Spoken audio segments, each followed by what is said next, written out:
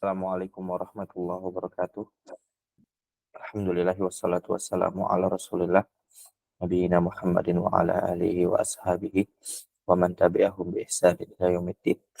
Rabbi shrah li sadri wa yassir li amri wahlul 'uqdatam min lisani yafqahu qawli.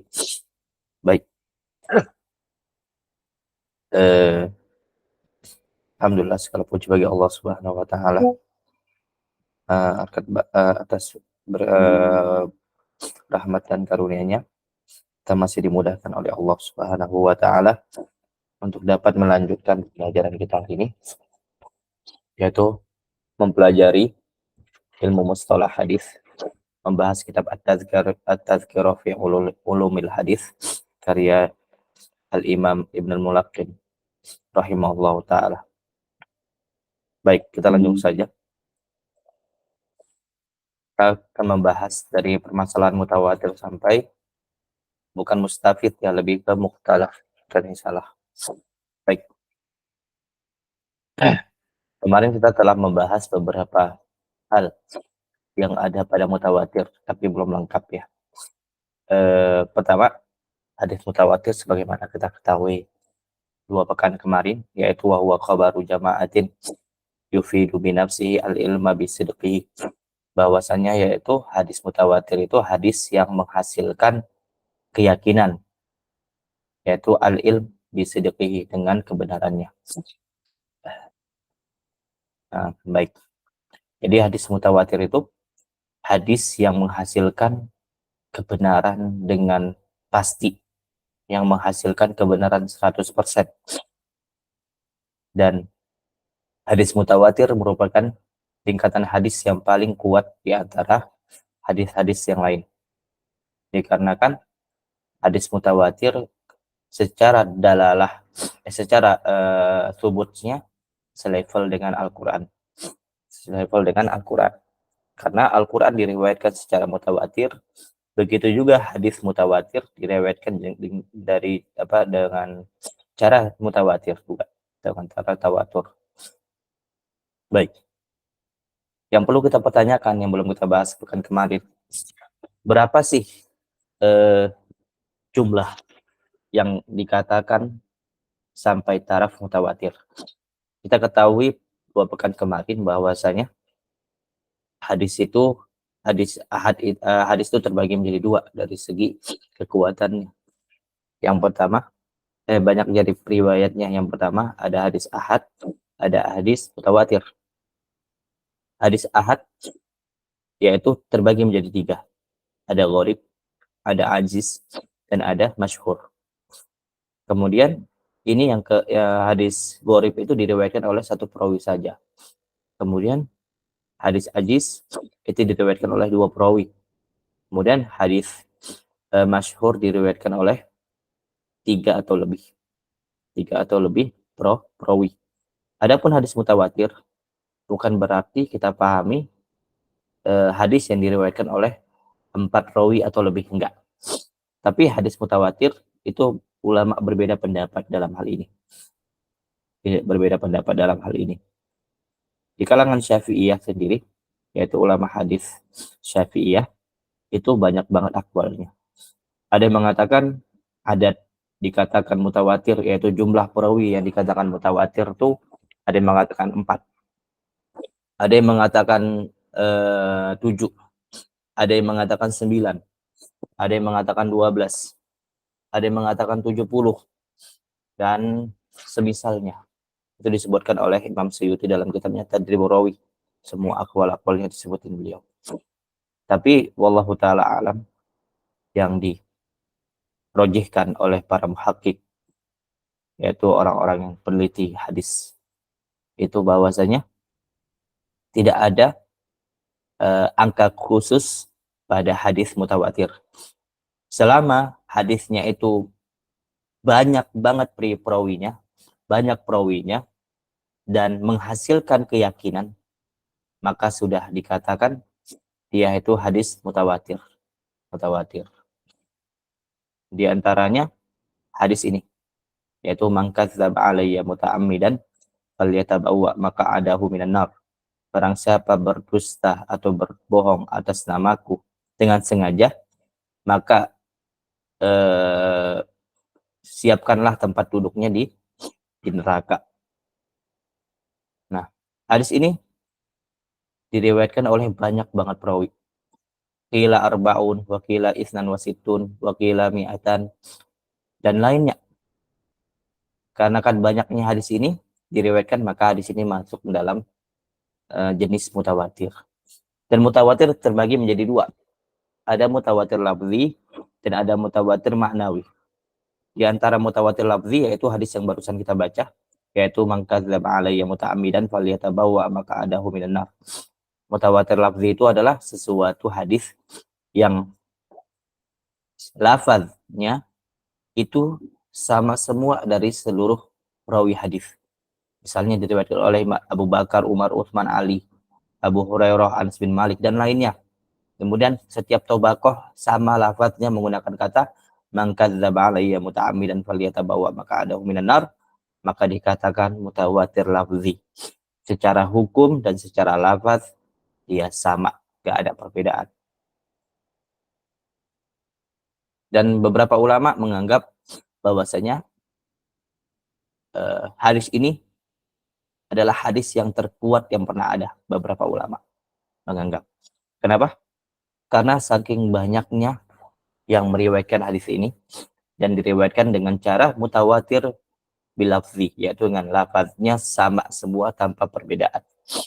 Kemudian jenis kedua dari mutawatir yaitu mutawatir maknawi, yaitu sesuatu hadis yang dia diriwayatkan dengan redaksi berbeda-beda, akan tetapi maksud tujuannya atau hukum yang dikeluarkan dari hadis yang berbeda itu menghasilkan satu hukum yang sama. Satu hukum yang sama. Di sini qala Suyuti wa minhu matawatara ma'nahu ka ahadits raf'il yadaini fi du'a. Faqad ruwiya anhu sallallahu alaihi wasallam nahu mi'ata hadisin fihi raf'u yadaihi fi du'a. Wa qad jama'tuha fi juz'i lakinnaha fi qadaya mukhtalifah. Bahwasanya Imam Suyuti mengatakan bahwasanya hadis-hadis mengenai mengangkat tangan ini itu sangat banyak sampai ke taraf mutawatir. Akan tetapi redaksinya berbeda-beda. Matanya berbeda-beda, keadaannya berbeda-beda, tapi Imam Suyuti mengambil satu titik pertemuan yang sama, yaitu sama-sama bahwasanya Rasulullah Shallallahu Alaihi Wasallam itu kalau doa hukum dasarnya itu mengangkat tangan. Maka ketika kita dapatkan sesuatu redaksi berbeda tapi maksud tujuannya sama, maka dikatakan mutawatir maknawi. Di antaranya juga hadis mutawatir maknawi, yaitu hadis mengenai azab kubur. Yaitu azab kubur, hadisnya mutawatir maknawi, bukan mutawatir lafzi. Makanya beberapa kalangan, di antaranya Mu'tazilah, itu menolak hadis tentang azab kubur. Dikarenakan menganggap hadisnya itu mutawatir maknawi. Bagi mereka, akidah itu tidak bisa dibangun di atas mutawatir maknawi. Harus mutawatir lafzi. Wallahu ta'ala alam. Kemudian kita masuk ke pembagian ke jenis hadis selanjutnya, yaitu hadis mustafid. Pakai do ya belakangnya, mustafid. Pengertiannya, bahwa mazada ruwatuhu fi kulli martabatin ala thalathatin, yaitu hadis yang perawinya pada setiap tobakohnya. Nah, setiap tobakohnya itu 3 rawi atau lebih. 3 rawi atau lebih. Maka dinamakan mustafid. Nah, jadi hadis mustafid itu sama seperti hadis masyhur kurang lebih, yaitu mensyaratkan bahwasanya diriwayatkan oleh 3, minimal 3 ke atas, bisa 3, 4, 5. Akan tetapi perbedaan antara hadis mustafid dan hadis masyhur, yaitu kalau di mustafid disyaratkan setiap tobakohnya itu sama jumlah perawinya. Misalnya ada suatu hadis pertama diriwayatkan oleh 3 sahabat. Misalnya Abu Bakar, Umar, Utsman. Kemudian setelah itu diriwayatkan oleh 3 orang lagi. Misalnya murid mereka satu-satu diriwayatkan. Kemudian setelah itu tabi'in juga meriwayatkan dengan 3 jalur saja. Setelah itu seperti itu terus sampai ke bawah. maka hadis itu dinamakan hadis mustafid, yaitu hadis mustafid, yaitu yang diriwayatkan oleh 3 rawi atau lebih dan setiap tobakohnya itu sama jumlahnya. Dan dia tidak sampai ke taraf, yaitu tarafnya si mutawatir. Dan harus ketahui bahwasanya mustafid ini lebih khusus daripada masyhur. Setiap mustafid adalah masyhur, tapi tidak setiap masyhur adalah mustafid. Mustafid. Di antara contohnya itu hadis Abdullah ibn Amr, anna Rasulullah sallallahu alaihi wasallam qala, innallaha la yaqbidul ilma intiza'an yantazi'uhu minal ibadi walakinna yaqbidul ilma biqabdil ulama hatta idza lam yubqi aliman. Wa fi riwayatin lam yabqa alim. Hadis ini yaitu mengenai ilmu itu bakal dicabut. Bahwasanya hadis ini diriwayatkan oleh 3 sahabat, yaitu sahabat Aisyah, kemudian Abi Hurairah, yaitu Abu Hurairah, kemudian Ibn Amr. Dan hadis ini, tiga-tiga ini, hadis yang diriwayatkan oleh 3 sahabat ini, diriwayatkan setelahnya oleh 3 perawi terus. Walaupun ya beberapa ulama yang Anda baca mengomentari bahwasanya hadis mustafid ini sebenarnya tidak ada hakikatnya. Tidak ada hakikatnya. Kenapa? Karena beberapa ulama ada yang mencari bahwasanya mustafid itu yang beneran diriwayatkan oleh 3 atau 4 seterusnya gitu, tidak dapat. Tapi dikasih contoh oleh beberapa buku dengan hadis ini. Nah, jadi hadis ini diriwayatkan oleh 3 sahabat. Kemudian diriwayatkan setelahnya lagi dengan tiga perawi tabi'in. Kemudian diriwayatkan lagi setelahnya dari tabi'ut tabi'in. Seterusnya seperti itu sampai terakhir ketemu mukharrij. Maka mukharrijnya ini mengeluarkan hadis, maka dikatakan hadisnya hadis mustafid. Mustafid. Kemudian di kalangan ulama mutaakhirun bahwasanya seperti Ibnu Hajar Al-Asqalani, kemudian beberapa ulama itu apalagi ulama kontemporer ya, itu menyamakan antara mustafid dan hadis masyhur. Biasanya hadis mustafid ini bahasanya digunakan oleh para usuli, wala usuli, dan terkadang disamakan maknanya. Terkadang kalau ada dalam buku disebutkan mustafid, bisa aja maksudnya adalah masyhur.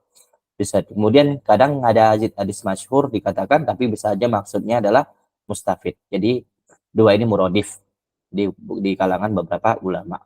Tapi insya Allah kalau kalian membaca kitab-kitab kontemporer atau kitab-kitab yang setelahnya, yaitu zaman-zaman kita, insya Allah kata mustafid dan masyhur itu sesuatu yang dimaksudkan sama maknanya, tidak ada perbedaan. Baik, sampai sini ada yang tidak paham mustafid dan mutawatir? Ada yang tidak paham?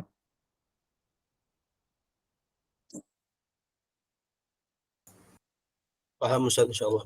Oke, baik, kita lanjutkan. Kalau kita lanjut ke hadis mu'allal.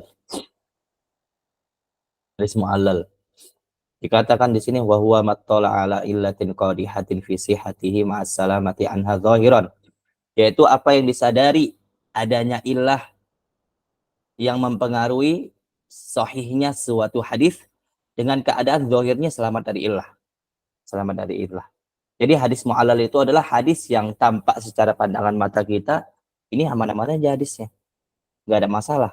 Tapi sebenarnya hadisnya bermasalah. Bermasalah. Nah, bermasalah. Dan diketahui dari mana? Diketahui dengan banyak cara. Di antaranya mengumpulkan semua matan-matan yang ada dalam suatu hadis. Suatu hadis. Misalnya suatu hadis itu banyak banget redaksinya.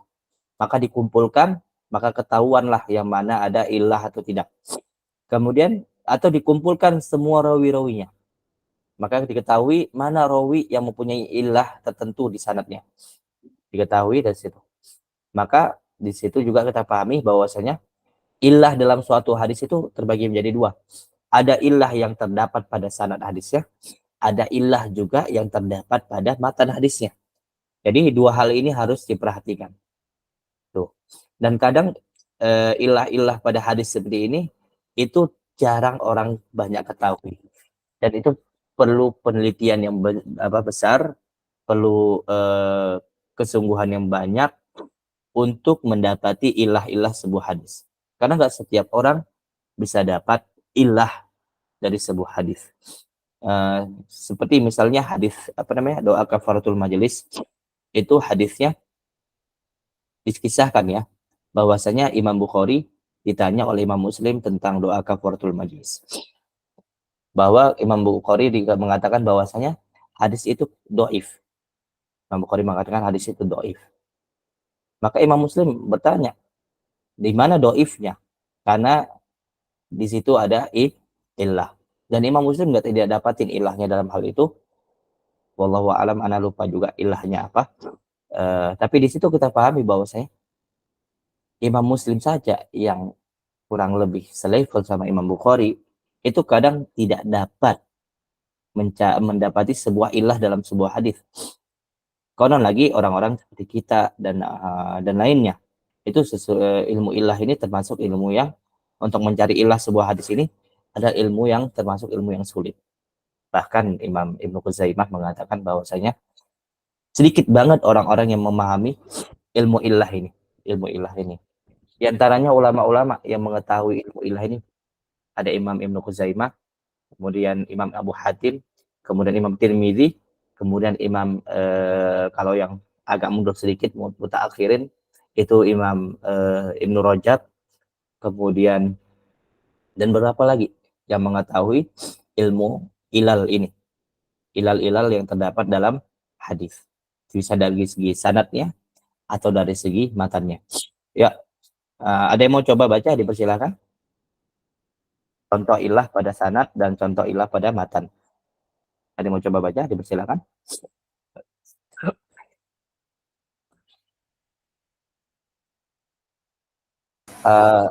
Ya, Akhadis. Silakan Akhadis coba. Bismillah.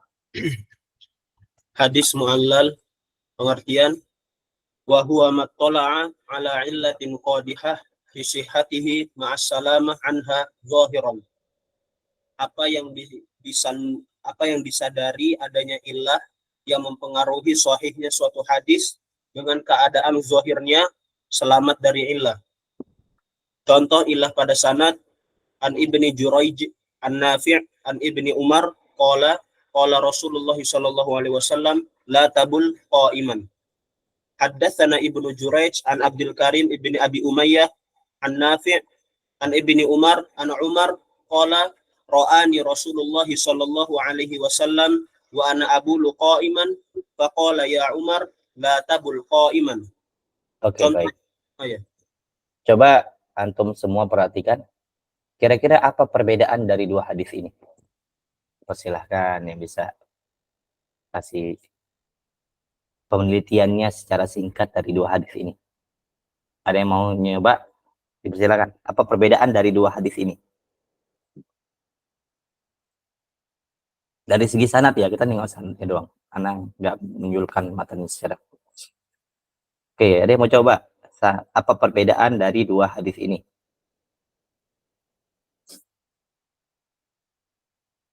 Akhadis, menurut Akhadis, apa kira-kira perbedaan dari dua hadis ini? Perbedaannya mungkin ada rawi yang dihapus, Tad. Apa itu? Abdul Karim ibni Abi Umayyah. Abdul Karim ibni Abi Umayyah. Oke. Antum rasa itu ilah atau tidak? Apa Zat? Antum rasa itu ilah dari sanadnya atau tidak? Iya, ilah saja. Ilah, baik. Ya benar, itu ilahnya. Kenapa? Di riwayat yang atas. Itu diriwayatkan hadisnya langsung Ibnu Juraij, langsung ke Nafi' dan langsung ke Ibnu Umar. Nah, hadis yang atas ini sebenarnya sanadnya nggak ada masalah. Nggak ada masalah. Kenapa?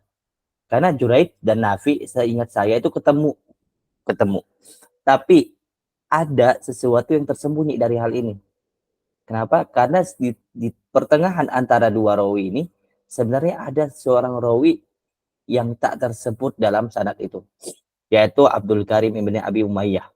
Dan ilah hadis ini diketahui dari mana?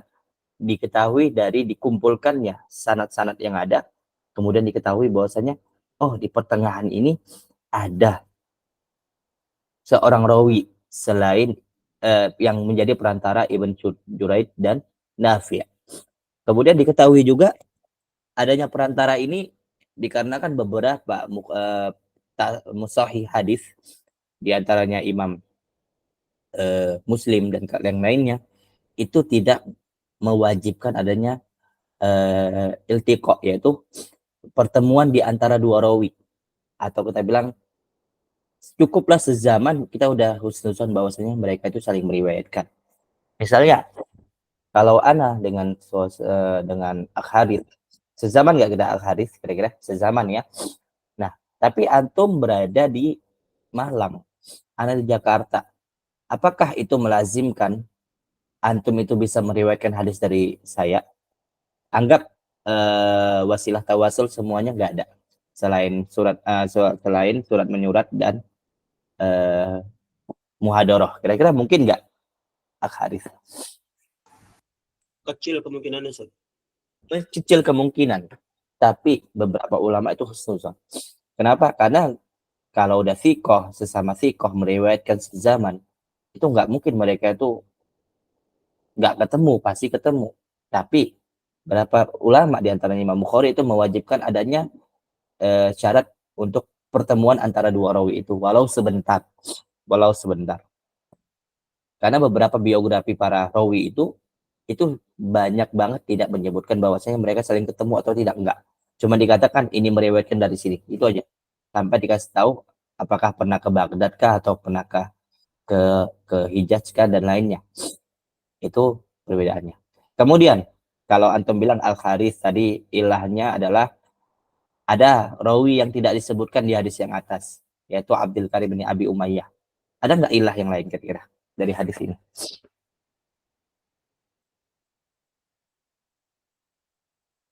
Ada nggak? Ada yang tahu ilah lain dari hadis ini? Ayo, ada nggak? Ya, Harus siapa mau dari jawab? segi sanad, Ustaz, ya. Apa dari sanad? Karena minta dari sanad. Kita masalah ilahnya di sanad dulu ini. Yang itu Ustaz, yang an Ibnu Umar, an Ah, Umar itu kan benar. Ya, lanjut itu Pak Ustaz, Oka. Apa? Pak Oka ulang. yang di atas itu kan an Ibni Umar, Umar yang di bawah itu an Ibnu Umar, an Umar. Ada an Oke. Umar lagi Ustaz. Jadi perbedaannya dua ya, Pak ya. Perbedaannya di atas dari Ibn Umar, kalau yang bawah dari Umar. Itu ya, Pak Umar, ya. nah, betul. Betul. Ah, itu perbedaannya. Benar kata Pak Oka. Ilah yang kedua yang terdapat pada hadis ini yaitu bahwasanya sebenarnya hadis ini diriwayatkan oleh Umar bin Khattab, bukan Ibn Umar. Tapi yang atas tidak mengatakan bahwasanya ini permasalahannya antara Rasulullah dan Umar. Seakan-akan riwayat yang atas itu mengatakan permasalahan ini antara Ibn Umar dan Rasulullah, bukan Umar dan Rasulullah. Jadi ilah yang kedua yaitu perkaranya sebenarnya terjadi antara Umar dan Rasulullah, bukan Ibn Umar dan Rasulullah. Sengaja saya nggak warnai yang kedua biar antum bisa ngelihat-lihat sendiri. Kira-kira paham nggak ilah yang terjadi di sini? Ada yang masih ngambang-ngambang ilah pada sanad? Dan antum ketahui bahwa ikhwas sekalian bahwasanya adanya ilah dalam suatu hadis itu tidak melazimkan hadisnya itu langsung doif. Tidak melazimkan. Walaupun dalam syurut-syurut disebutkan salamah minas syudud wal ilal, itu enggak melazimkan bahwasanya hadis itu langsung doif, enggak. Langsung tertolak, enggak. Tapi harus dilihat lagi korinah-korinah yang ada. Misalnya emang ini ada ilah yang atas, tapi ilahnya itu tidak mempengaruhi apapun dari hadis itu. Yang pertama, kalaupun emang terputus antara Ibn Juraij dan Nafi', maka terputusnya bisa tersambung dengan hadis yang lain. Kemudian yang kedua, ini Ibn Umar, ini juga nggak masalah. Karena, kita bilang apa ya, mungkin para sahabat itu saling meriwayatkan satu dan lainnya. Ibn Umar meriwayatkan dari Umarnya langsung. Mungkin. Dan untuk mempersingkat sanad, mungkin Ibnu Umar tidak menyebutkan bapak Umar bin Khattab. Kenapa? Karena Orang mungkin udah paham ini kejadiannya Umar bin Khattab, jadi nggak perlu lagi saya sebutin. Kira-kira paham, ikhwas sekalian? Ilahnya pada sanad. Kemudian contoh ilah pada matan. Silakan yang mau baca.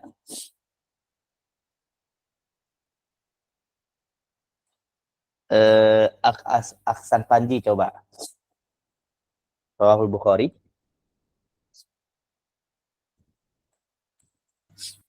Wah, nggak bisa bacanya, nggak ada harokatnya. Oh, ya udah nggak apa-apa. Temen yang lain ada yang mau coba? Pak Oka mau coba baca Rawahul Bukhari an Anasin an Nabi sallallahu alaihi wasallam. Oke. Lanjut aja. Lanjut aja, baik. Rawahul Bukhari an Anasin an Nabi sallallahu alaihi wasallam wa Abu Bakrin wa Umar radhiyallahu anhuma kanu yaftatihuna shalah bilhamdulillahi rabbil alamin. Diriwayatkan oleh Imam Bukhari dan Imam Muslim juga sebenarnya bahwasanya dari Anas bin Malik bahwasanya Nabi sallallahu alaihi wasallam dan Abu Bakar dan Umar itu dulu sholat nggak baca dulu mereka sholat itu membuka sholatnya dengan bacaan Alhamdulillahi Rabbil Alamin. Kira-kira permasalahan hadis ini yang mana kira-kira? Ada yang bisa ngulik-ngulik sedikit biar antum sedikit-sedikit bisa mengetahui ilah sebuah hadis. Apa kira-kira bermasalah dalam hadis ini? Coba antum kasih ihtimal-ihtimal yang ada di kepala. Apa kira-kira bermasalahnya? Silakan, ada yang mau coba? Itu ya Ustaz ya. Apa? Alhamdulillahirabbil alamin ya Ustaz. Kenapa? Apa ihtimalnya menurut antum? Ada masalah apa dalam matannya ini? Kalau ihtimalana mungkin beberapa rawi menggunakan lafaz bi umil Quran kali Ustaz ya. Oke, boleh saya terima. Ada lagi ihtimal yang lain? Dipersilakan. Dulu Rasulullah, Umar bin Khattab, dan Abu Bakar buka sholat mereka dengan Alhamdulillahirabbil alamin. Kira-kira ada lagi nggak kemungkinan-kemungkinan lain dari hadis ini? Ayo, ada yang mau coba? Aduh, Masya Allah. Akh Asrul, coba. Apa kira-kira kemungkinan yang antum dapat dari hadis ini?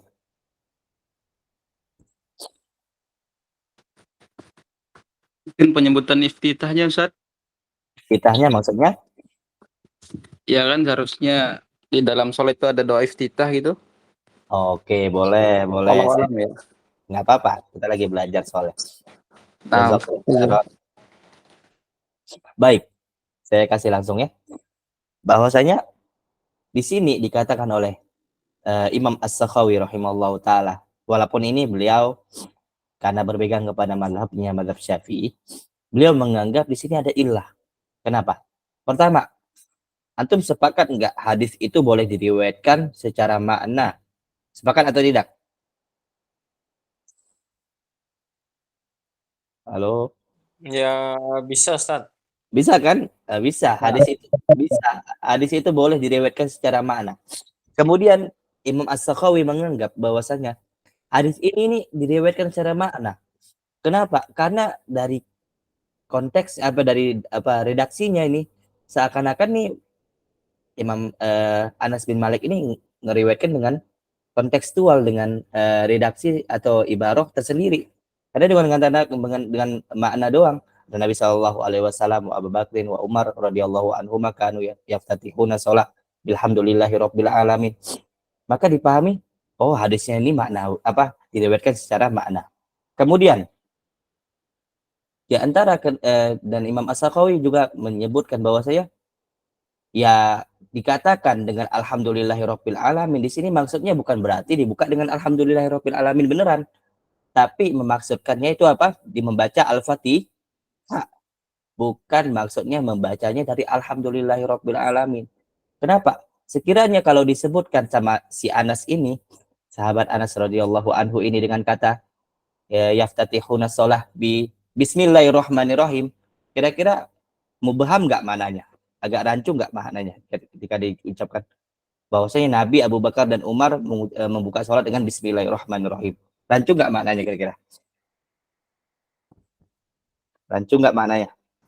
Iya Ustaz. Kenapa? Karena ketika dibilang membuka sholat dengan bismillahirrahmanirrahim, maka bisa dipahami bisa bismillahirrahmanirrahim untuk buka surah. bisa bismillahirrahmanirrahim untuk memulai surah, mulai sholat, bismillahirrahmanirrahim untuk lain-lainnya. Makanya Anas bin Malik menggunakan redaksi alhamdulillahirabbil alamin agar memahami bahwasanya ini surah Al-Fatihah loh ini maksud, bukan yang lain-lain. Terima nggak kira-kira hujahnya Imam As-Sakhawi? Diterima tidak? Iya, masuk akal, Ustaz. Masuk akal dong, masuk akal. Jadi menurut beliau bahwasanya ini diriwayatkan secara makna dan dikatakan pakai alhamdulillahirabbil alamin, bukan maksudnya dibuka dengan alhamdulillahirabbil alamin beneran, tapi digunakan alhamdulillahirabbil alamin sebagai bentuk ini loh Al-Fatihah yang dipakai, bukan yang lain. Bukan yang lain. Ustadz, Allah. Afwan Ustadz. Ya, Berarti silakan. kalau yang demikian itu tadi Ustadz, Ah, apa berarti dia masuk terkait secara lafaz yang hakiki atau mazazi atau yang masuk kita pembahasan urf itu Ustadz, atau bagaimana Ustadz ya? Sehingga bisa sebenarnya disimpulkan dia sebagai Al-Fatihah gitu Ustadz. Atau Gini. melihat dalil lain gitu ya Ustadz. gini, kita pahami dalam Al-Quran surah apa yang dibuka dengan yang ada alhamdulillahirabbil alaminnya di awal setelah bismillah. Selain Al-Fatihah ada nggak? Nggak ada kan? Yang ada Nggak ada. alhamdulillahilladzi, ada yang lain tapi bukan alhamdulillahirabbil alamin. Makanya di sini dikucapkan bukan alhamdulillah doang, tapi alhamdulillahirabbil alamin. Agar dipahami bahwasanya dibaca itu Al-Fatihah, tapi bukan maksudnya dibuka dengan alhamdulillahirabbil alamin beneran. Tapi mungkin saja Rasulullah bacanya dengan bismillahirrahmanirrahim. Kira-kira paham Pak Oka? Nah, Ustadz. Tapi tidak bisa di ini ya Ustadz. Misalnya kita maknai secara makna hakikatnya, misalnya Boleh. memang pas alhamdulillah misalnya. Silahkan.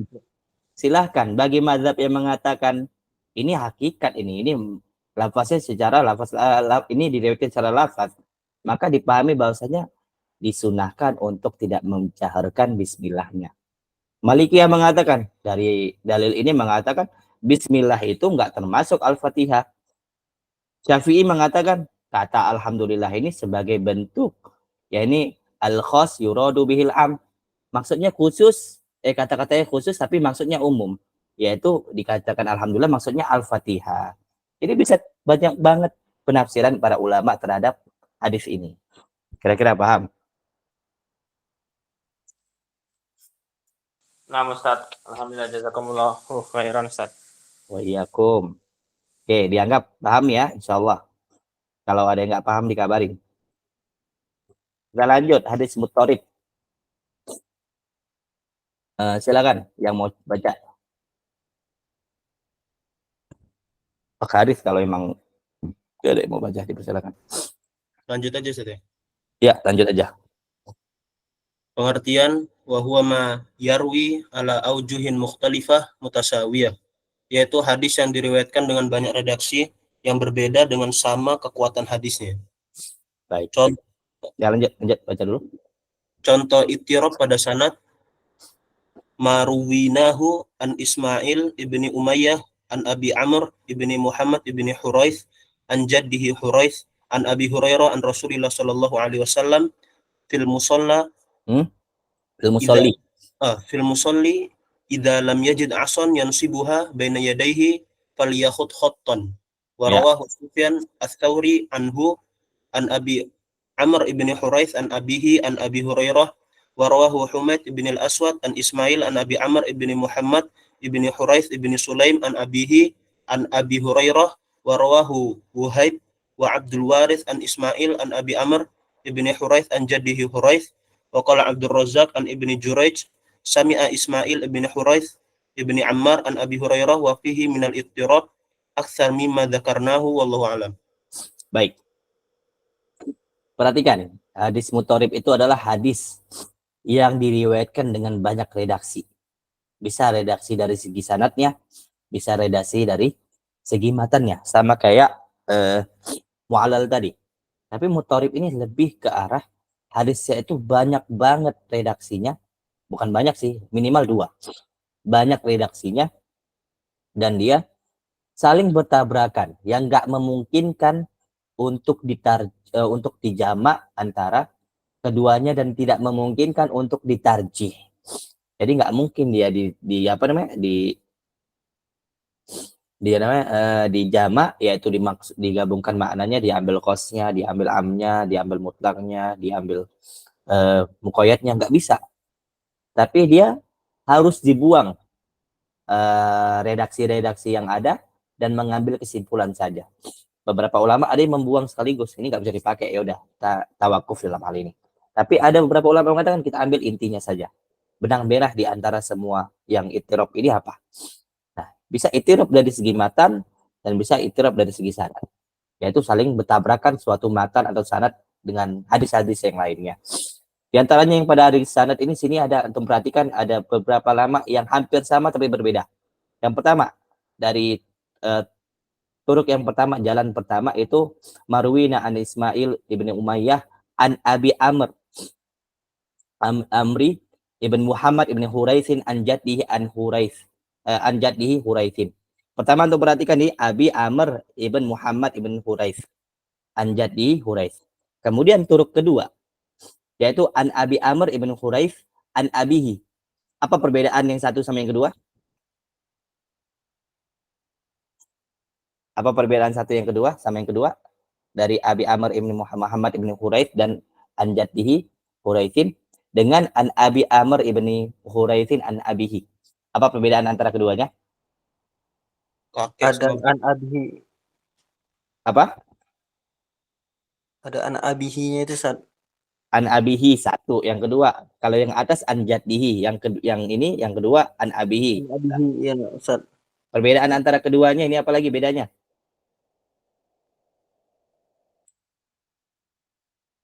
Ada lagi? Dapat cuma dua doang nih dilihat, belum lagi yang ke bawah itu beda lagi. Apa? Ada yang dapat?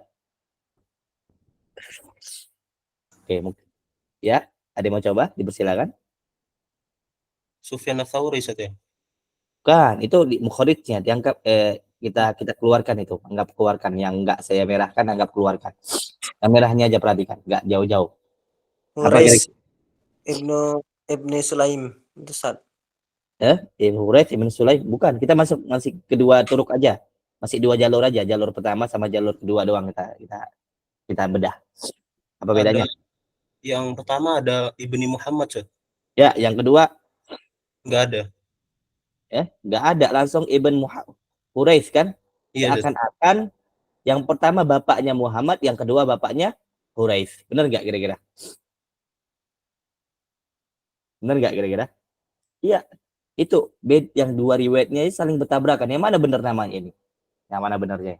Kemudian yang turuk ketiga atau jalur ketiga, rawahu Humaid ibn al-Aswad an Ismail an Abi Amr ibn Muhammad ibn Huraith ibn Sulaim an abihi. Di sini beda lagi sama yang tiga ini. Bedanya apa di antara tiga ini? Ada Ibn Sulaim itu Ustaz. Ada Ibn Sulaim, dan riwayat ketiga ini berbeda dengan riwayat kedua. Kenapa? Karena riwayat ketiga nisbahnya ke Muhammad, sedangkan riwayat kedua nisbahnya kemana? Ke Huraith. Dan selanjutnya seperti itu. Riwayat yang keempat, an Abi Amr ibn Huraith an jaddihi Huraith. Di sini Amr ibn Huraith. Di sini Amr ibn Huraith an abihi. Yang keempat, Amr ibn Huraith an jaddihi. Ini juga ittirab. Dan semuanya, yang kelima juga beda lagi. An Huraith ibn Ammar. Ini beda sendiri lagi, beda. Siapa lagi Ammar? Bapaknya siapa? Huraith kah bapaknya? Muhammad kah bapaknya? Atau Ammar bapaknya? Yang mana benar kira-kira dari tiga nama ini? Yang mana benar bapaknya si Huraith ini siapa? Tidak ada yang tahu. Makanya dikarenakan itu hadis ini sanadnya ittirab. Ya yaitu ada saling tabrakan, saling beda-beda antara hadisnya, redaksi sanadnya. Maka hadis ini sanadnya tidak dipakai. Tapi beberapa ulama memakainya. Kenapa? Intinya itu sama katanya. Intinya sama-sama diriwayatkan oleh nama yang ada Huraith-Huraithnya. Tidak masalah, beda-beda redaksi namanya. Mungkin karena rawi lupa namanya. Tapi intinya sama-sama diriwayatkan oleh mereka. Maka tetap diambil benang merahnya, yaitu sama-sama diriwayatkan oleh orang yang sama walaupun penyebutan namanya berbeda-beda. Makanya dikatakan sini wa fihi minal ittirab aktsaru mimma dzakarna wallahu taala alam. Kira-kira paham ittirab dari sanad ini apa saja? Sudah paham atau masih nyangkut-nyangkut? Afwan Ustaz. Silakan. Abi Amr di situ maksudnya Bapak Amr atau emang nama dia Abu Amr, Ustaz? Mungkin bapaknya, saya pribadi nggak tahu ya, belum saya tanya kepada orangnya, udah meninggal soalnya. Nggak saya perhatikan lagi di kitab Mizanul I'tidal ya. Tapi intinya ini mungkin ini apa namanya kunyah dia mungkin ya. Kunyah dia namanya Abu Amr atau emang namanya Abi Amr, wallahu a'lam, mana nggak tahu. Intinya berbeda semua. Intinya berbeda. Kalau antum meneliti silakan, kalau dapat bisa kabarin ke ana, bisa nambah ilmu. Paham? Siapa tadi yang nanya? Akharif ya. Nah, Ustaz. Baik, ada lagi? Apa ada yang nggak paham kira-kira dari contoh berikut?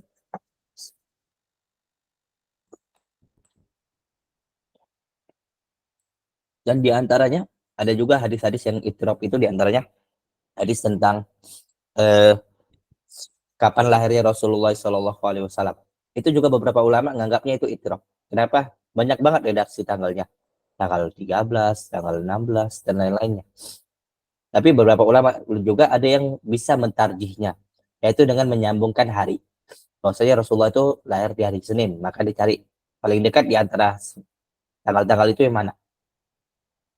Walaupun sebenarnya itu banyak banget ya, perlu diperhatikan, karena bulannya Hijriyah itu nggak tetap ya, bisa 30 hari, bisa 29, jadi bisa berubah-berubah konteksnya, wallahu taala alam. Jadi sebagian ulama itu ada yang mengatakan tanggal lahir Rasulullah itu hadisnya ittirab, jadi tetap lahir di bulan Rabiul Awal, tapi nggak tahu kita tanggal pastinya. Ustaz, apa bisa dikatakan mungkin disederhanakan bahasanya hadis mutarib ini adalah hadis yang ta'arud Ustaz dalam beberapa riwayatnya gitu Ustaz. Jadi seakan-akan bertentangan antara satu sama lain ya Ustaz. Iya benar, ta'arud dan nggak bisa ditarjih. Kalau ta'arud itu kadang ada yang bisa ditarjih, yaitu dikuatkan maknanya satu dan lainnya. Tapi yang ittirab ini atau hadis mutarib itu nggak bisa kita menguatkan salah satu di antaranya. Kenapa? Karena kebingungan, kita nggak mungkin ini gimana ya cara menguatkan di antara yang ada ini. Karena nggak ada indikator-indikator yang menunjukkan bahwa ini lebih kuat daripada yang lain. Kira-kira paham Pak Oka? Nah, Mas, berarti bisa kita klasifikasikan hadis ini berarti tidak bisa diamalkan atau kita golongkan doif gitu, Ustaz. Sebenarnya kalau dibilang doif juga agak ribet ya. Kenapa? Karena misalnya hadis ini, walaupun hadisnya mutarib, tapi benang merahnya sama, yaitu diriwayatkan oleh keluarga yang namanya Hurais. Dan hadis ini kalaupun selain Hurais ini thiqah, dan Hurais ini dianggap thiqah walaupun namanya berbeda-beda, hadis ini bisa diterima. Tapi kalau dia emang ittirabnya nggak memungkinkan tarik benang merah dan diriwayatkan oleh orang-orang yang doif juga, maka emang tertolak. Hukum dasarnya emang tertolak hadis mutarib ini. Tapi kalau dia masih bisa ditarik benang merah, maka kita tarik benang merah di antara semuanya. Misalnya kalau Rasulullah lahirnya itu tanggalnya berbeda-beda, tapi sama bulannya, itu bulan Rabiul Awal. Kita nggak bisa bilang Rasulullah itu nggak lahir. Tapi tetap kita ambil benang merahnya bahwasanya Rasul itu lahir di bulan Rabiul Awal, walaupun tanggal pastinya beberapa ulama mengatakan ini ittirab, nggak ada tarjih di antara tanggal-tanggal yang ada. Kira-kira paham Pak Oka? Alhamdulillah paham Ustaz. Masya Allah. Baik, kita masuk ke ittirab di sanad. Mana dia? Silakan.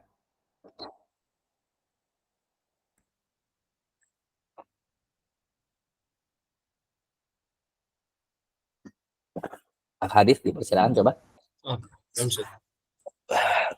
Hadis mutarib, contoh ittirab pada matan qala Syekh Muhammad ibni Ali ibni Adam al-Athyubi fil Is'af Zawil Watar hadithul wahibah nafsaha fa innaha qad ikhtalafat ar-riwayah fil lafdhah al-waqi'ah minhu sallallahu alaihi wasallam fa fi riwayah zawwajtukaha wa fi ukhra ankahtukaha wa fi ukhra malaktaha wa fi ukhra amlaktukaha wa aktsaruha fi sahihain wa ta'wilu hadhil alfaz sahal fa innaha raji'atun ila makna wahid.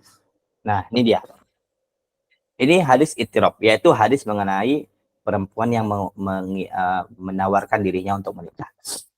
Maka Rasulullah SAW para perawi di sini menggunakan redaksi berbeda-beda. Yang pertama, zawwajtukaha, aku menikahkan kamu dengan perempuan itu.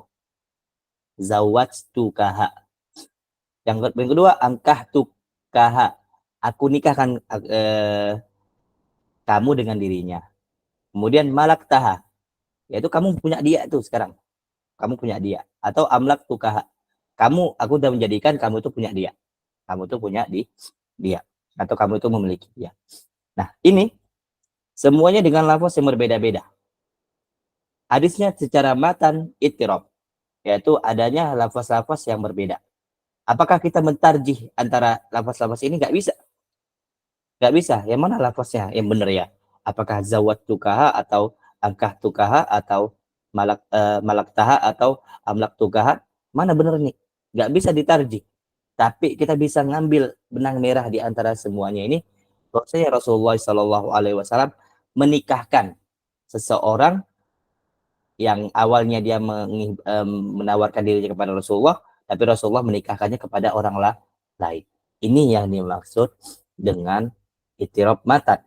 Matannya berbeda-beda dan kita nggak bisa mentarjih antara matan-matan ini, tapi kita bisa diambil benang merahnya bagi hadis-hadis yang bisa diambil benang merahnya, tapi beberapa hadis memang nggak bisa diambil benang merahnya, atau kita bilang benang merah sini yaitu persamaan di antara semua yang berbeda-beda redaksinya ini kita ambil.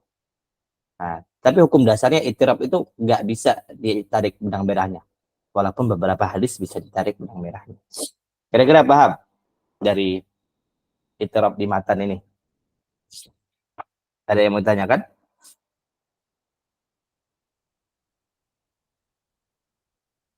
Oke, baik. Saya anggap paham. Kita lanjut hadis mudraj. Dipersilakan.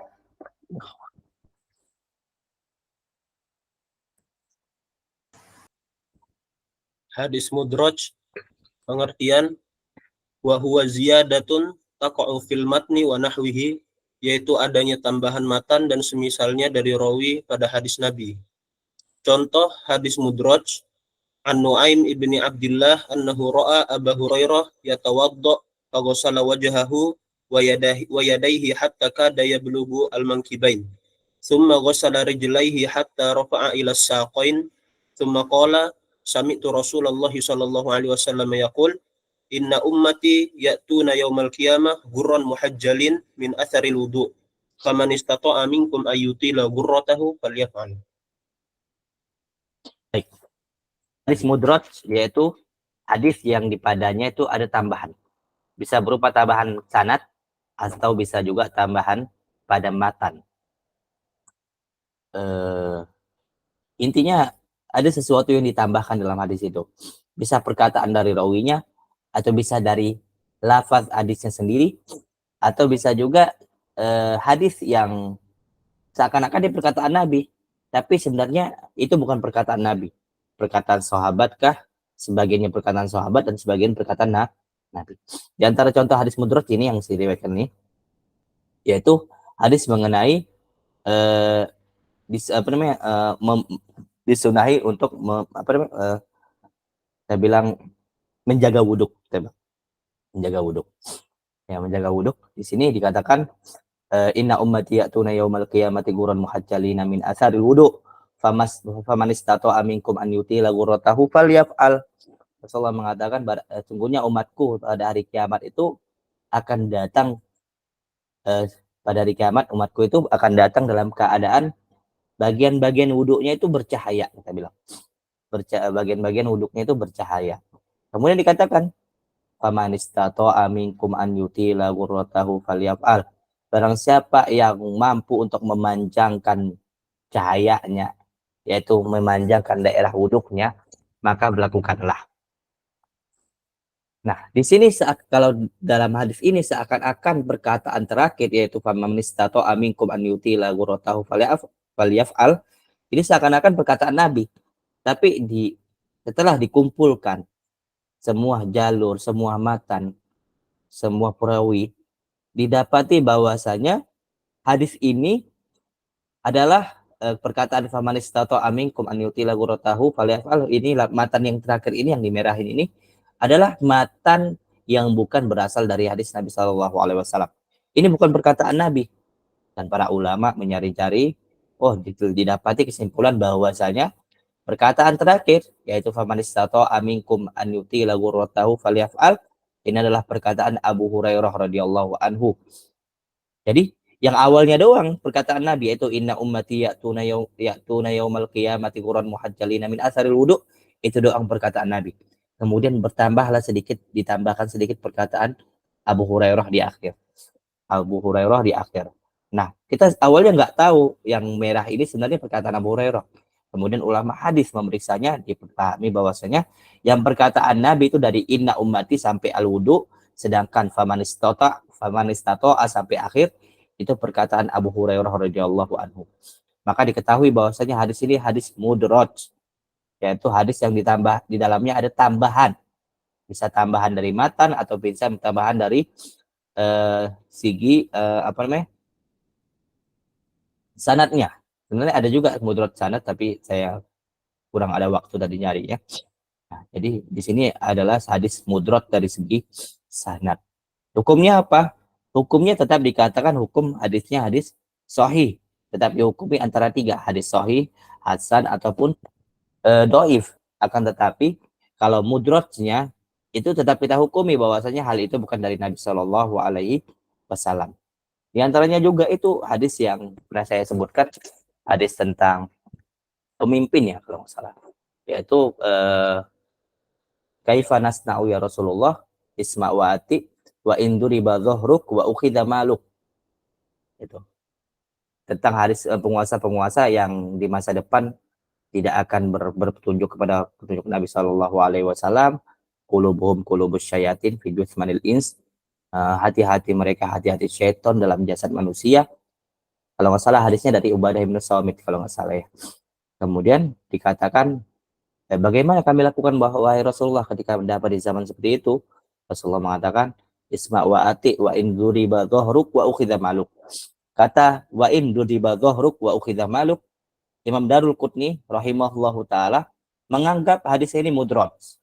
Kenapa? Karena kata wa in duriba dhahruk wa ukhidha maluk ini tambahan dari seorang rawi katanya. Bukan dari Nabi Shallallahu Alaihi Wasallam. Imam Darul Qutni pendapatnya seperti itu. Walaupun beberapa ulama yang lain seperti Imam Muslim dan lainnya itu menganggap hadis ini nggak mudraj. Tapi emang dari sonoknya hadis ini kayak gitu lafadznya. Nabi emang mengatakan seperti itu. Wallahu ta'ala alam. Kira-kira paham nggak hadis mudraj? Silakan. Kalau hadisnya mudraj gini kecampur sama lafadz si periwayat, apa masih bisa dikatakan marfu, Ustaz? Nah, yang marfu ya yang lafaznya kepada Nabi. Adapun yang tambahan itu kita kembalikan kepada dirinya. Bisa kita bilang itu tafsiran dari seorang perawi atau penjelasan dari seorang perawi. Hadisnya tetap marfu kalau emang marfu beneran ya. Dan kita pisahkan yang tambahan itu. Kita bilang ini tambahan. Jadi selesai masalah. Walau nggak bisa kita katakan langsung doif atau nggak jadi marfu dikarenakan ada tambahan. Tinggal kita pisahkan aja tambahannya. Wallahu ta'ala alam. Kira-kira paham? Hadis. Nah, Ustaz, insyaallah. Barakallahu fiik. Ada yang nggak paham hadis mudraj? Atau masih ngambang-ngambang? Baik, kita lanjut. Silakan baca.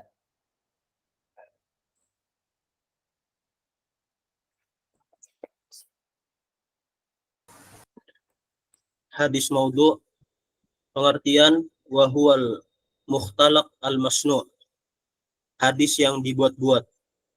Laqab lain hadis maudhu, mardud, matruk, batil, mufsad. Contoh hadis maudhu, haddatsana Ahmad ibni Mani', haddatsana Ya'qub ibni al-Walid al-Madani an Hisham ibni Urwah an abihi an Aisyah qalat qala Rasulullah sallallahu alaihi wasallam man shalla bainal maghrib wal isya 20 rak'atan banallahu lahu baitan fil jannah.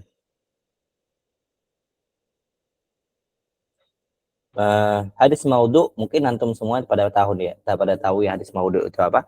Hadis ini sudah banyak banget istilah-istilahnya tersebar. Intinya hadis maudhu itu adalah hadis palsu, hadis yang dibuat-buat, hadis buatan dan lainnya. Dari mana kita ketahui bahwasanya hadis ini maudhu? Banyak cara.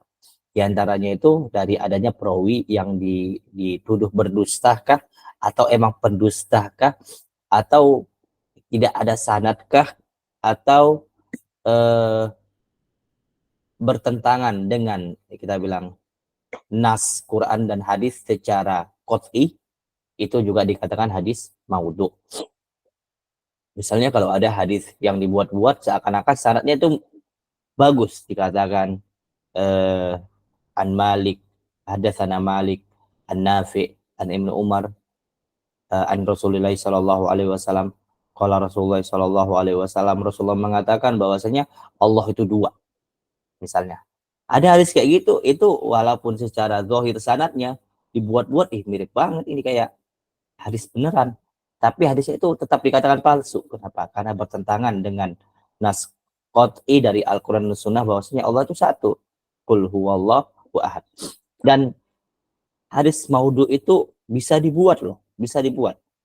Makanya kalau orang punya niatan buruk kepada Islam, itu bisa aja dibuatnya hadis itu seakan-akan sahih.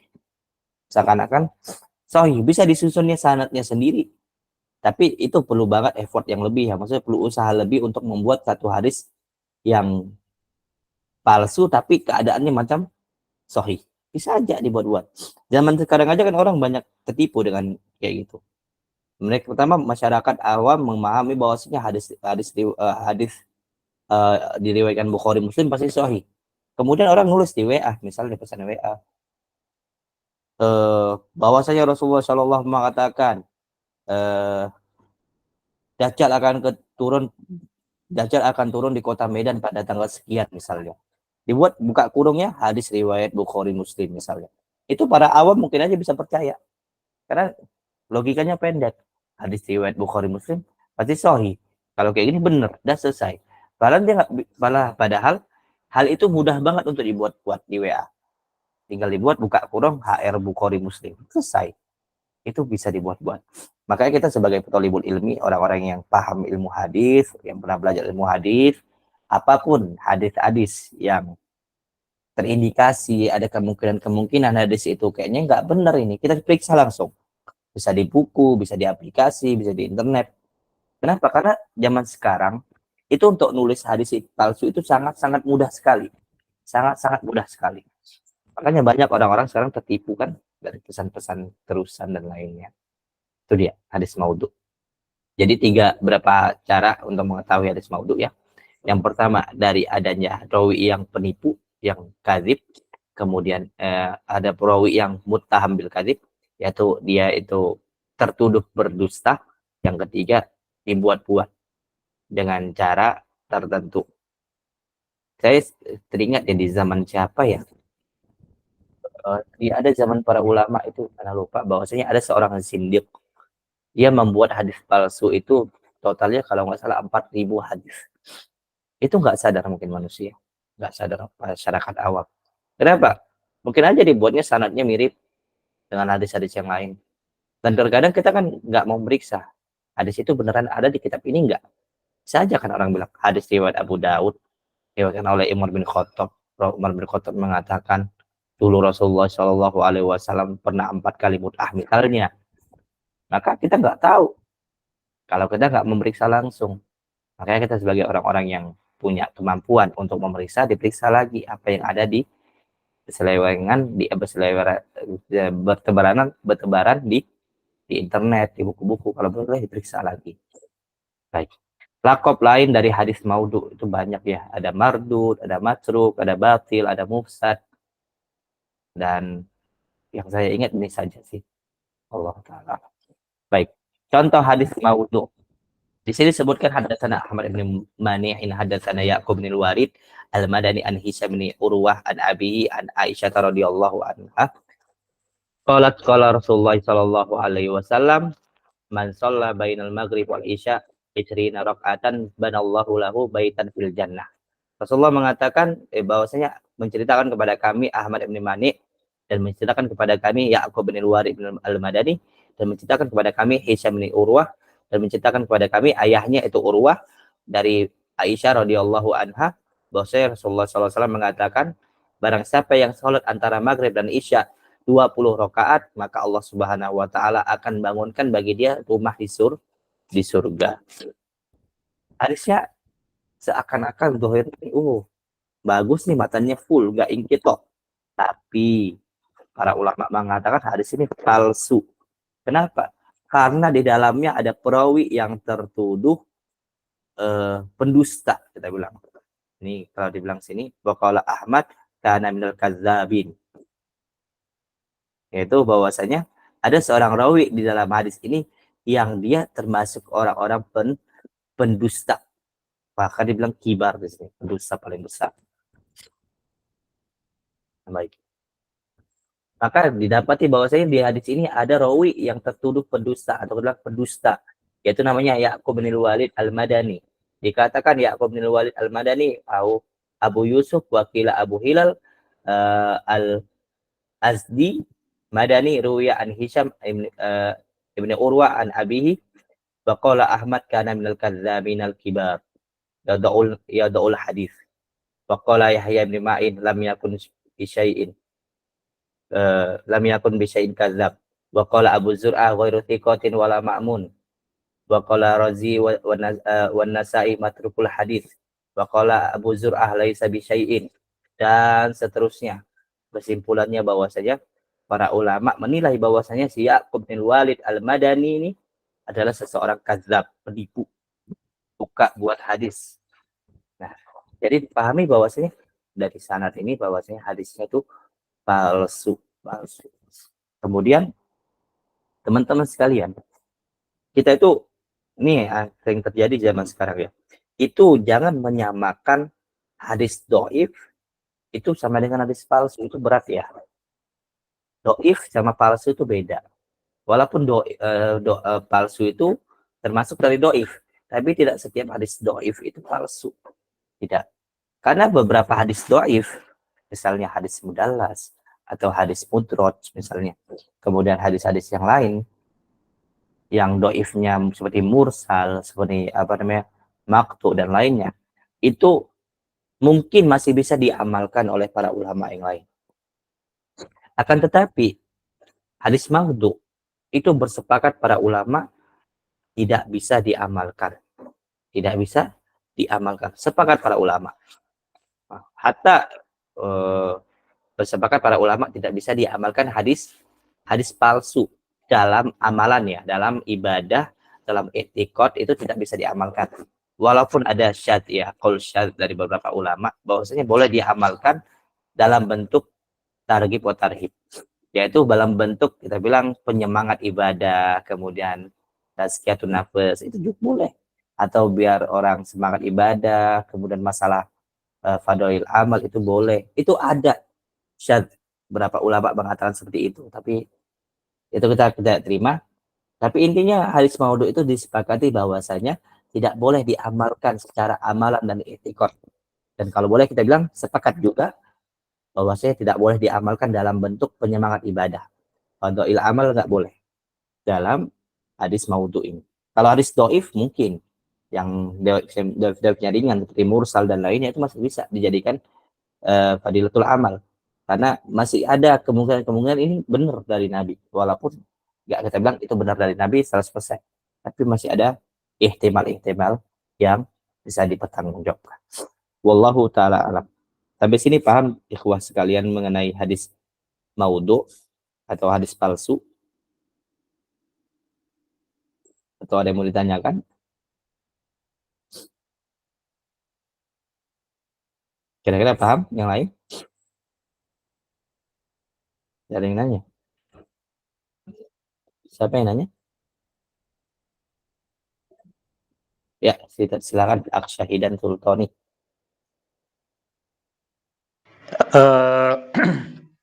Terkait dengan ini saja, masalah hadis maudhu itu ya.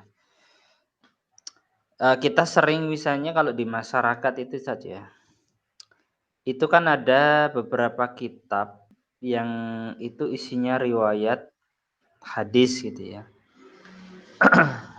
Di situ campuran hadis dan athar misalnya, athar para, salaf gitu ya. Padahal di situ, misalnya contohnya gini ya, contohnya yang, langsung yang spesifik aja ya. Misalnya di kita kan banyak misalnya kajian seperti kitab Durratun Nasihin, kemudian ada, apa namanya, Nashaihul Ibad. Itu bagian aja ya. Misalnya kayak Nashaihul Ibad itu sendiri misalnya nisbatnya ke Imam Ibnu Hajar itu apa Nashaihul Ibad itu kitab aslinya ya. Kalau Nashaihul Ibad kan syarahnya dari Syekh Nawawi Bantani yang, Al-Munabihat itu nisbatnya ke Imam Ibnu Hajar itu tidak jelas gitu, misalnya seperti. Nah, di situ kan juga dicantumkan hadis-hadis yang kadang-kadang misalnya sekarang kan misalnya kita nyari hadis lewat aplikasi itu kan sudah agak dimudahkan ya. Searching aplikasi itu kadang-kadang kan nggak nemu. Ini kan berarti hadis maudhu gitu saja.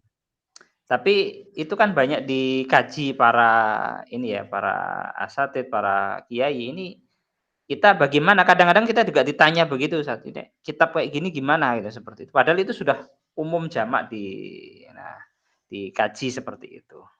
Mohon penjelasannya mungkin seperti itu. Nah, pertama tadi kalau antum bilang dalam kitab tertentu tadi antum cari nggak ada, itu mungkin wallahu alam ya. Kalau husnul sonana, bahwasanya kemampuan kita mencari mungkin masih kurang. Karena apa yang terkumpul dalam aplikasi ataupun terkumpul di internet itu tidak menjadi kepastian bahwasanya nggak ada hadis itu. Nggak ada hadis itu. Karena beberapa kitab itu ada yang nggak tertulis. Banyak banget kitab-kitab itu ada yang nggak tertulis. Tapi cetakannya ada dan lainnya. Jadi ketika dia nggak ternukilkan dalam internet kah, atau dalam maktabah syamilah kah, atau dalam aplikasi-aplikasi lain kah, maka itu tidak melazimkan hadis itu tidak ada. Itu husnuzon saya. Kalaupun kita tidak mampu untuk mencari lebih dalam, maka kita bisa cari cara kedua ya, cara mudahnya yaitu cari kitab yang menjadi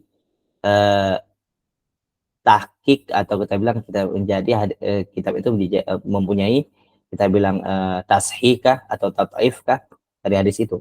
Bisa juga bagi ulama-ulama yang punya komentar atau ta'liq kah terhadap hadis-hadis tersebut. Atau cara yang ketiga kita tanya orang lebih berilmu. Misalnya emang ulama hadis di tempat kita ada yang S3 jurusan hadis, itu mungkin punya kemampuan untuk mencari seperti itu. Beda dengan kita yang ilmunya sebatas ujung jari, itu mungkin kita nggak mampu untuk mencari hadis sampai dalam banget. Mungkin mereka yang sudah mendalami hadis sampai bertahun-tahun, itu mungkin mempunyai kemampuan untuk mencari hal-hal seperti itu. Jadi ketika kita katakan bahwasanya tidak bisa dicari sama dengan palsu, itu kurang tepat ya. Mungkin kemampuan mencari kita itu yang kurang maksimal. Jadi kalau anak pribadi, kalau kita emang pastikan itu palsu, Allah Ta'ala alam kita ingatkan. Tapi kalau kita masih ragu itu palsu atau enggak, asalnya kita pelajari lagi. Biar bagus kalau kita pribadi tawakuf dulu sampai dapat bukti dan penjelasan bahwasanya apa yang terdapat dalam kitab-kitab itu adalah hadis-hadis palsu. Dan misalnya lagi itu kitabnya Imam Al-Ghazali Al-Ulumuddin tuh itu kitabnya dituduh di dalamnya hadis-hadis palsu. Tapi beberapa ulama ada yang memeriksa hadis-hadis tersebut, golibnya kebanyakan itu hadisnya itu emang doif. Tapi beberapa hadis itu emang sanadnya itu nggak sampai 10%, wallahu alam ya. 90%-nya itu emang hadis-hadis yang bersanad, tapi ada yang doif, ada yang sahih, ada yang hasan. Tapi ada 10% di situ yang hadisnya emang tidak ada sanad. Kita bilang bisa mu'allaq lah kita bilang. Maka ke dalam keadaan seperti itu kita tidak bisa menghukumi sedikit untuk yang banyak. Makanya beberapa ulama itu ada yang membela kitabnya Imam Al-Ghazali Ihya Ulumuddin itu dengan pembelaan yang bagus, dengan mengeluarkan takhrijnya, dengan mengeluarkan tashihnya dan lainnya. Dan ada juga yang berlebihan ya, sampai mengatakan kitab itu diisi dengan hadis-hadis palsu semua. Itu juga harus kita perhatikan, karena kita kadang nggak punya kemampuan lebih untuk meneliti hal itu. Wallahu ta'ala alam. Kira-kira paham Akhsaji dan Sultani? Benar ya, Akhsaji dan Sultani. Insyaallah Oh. Ustaz. Jadi lebih bagus kita yang penuntut ilmu kroco kayak gini itu lebih bagus tawakuf dulu sampai dapat bukti-bukti yang jelas. Baik. Kemudian hadis maklub. Silakan.